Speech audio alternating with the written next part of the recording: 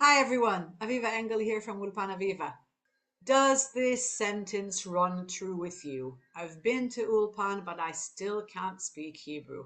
I've had so many students say this to me, and I'd like to first of all tell you that you're not alone, and secondly, explain why this is true in so many cases.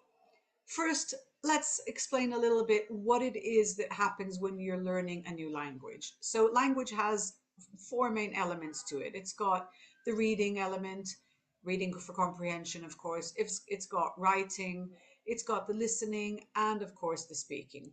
And on top of all that, all this is underpinned with needing to know vocabulary, needing to know the syntax of how to build the sentence, the grammar rules, and of course the pronunciation. So why is it so hard? Well, let's have a look at these four elements and let's analyze them in two different measures. The first is how active or passive is the activity. So both reading and listening are passive activities.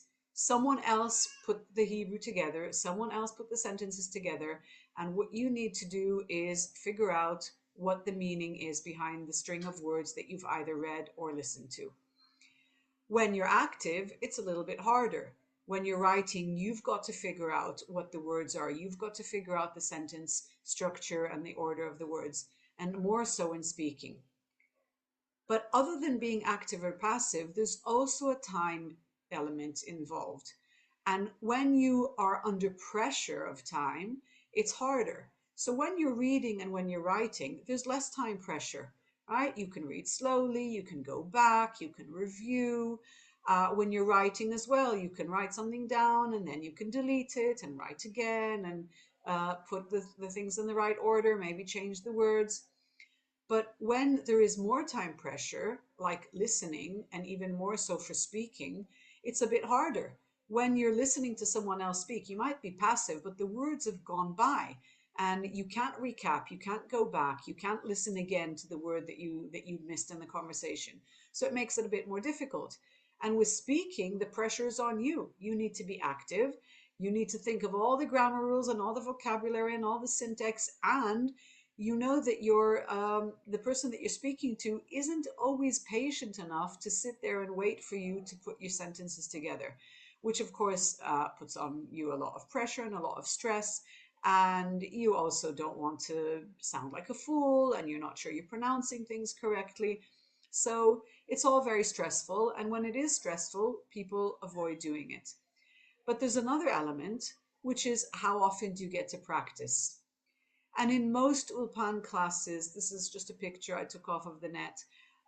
Most Ulpan classes, there's about this amount of people in the class, 20 to 30. And you learn the syntax and you learn the vocabulary and you learn and you practice speaking. But in actual fact, how many moments, how much airtime does each student actually have to practice speaking?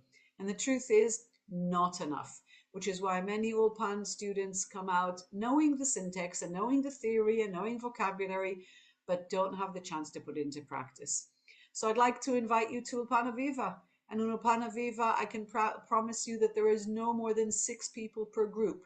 And in those sessions, you will each have plenty of time to practice your speaking and listening and reading and writing. But in reality, you'll have a lot more airtime than you would in a normal Ulpan. I hope this was helpful and thank you for listening, and I hope to see you in my Ulpan soon. Bye bye.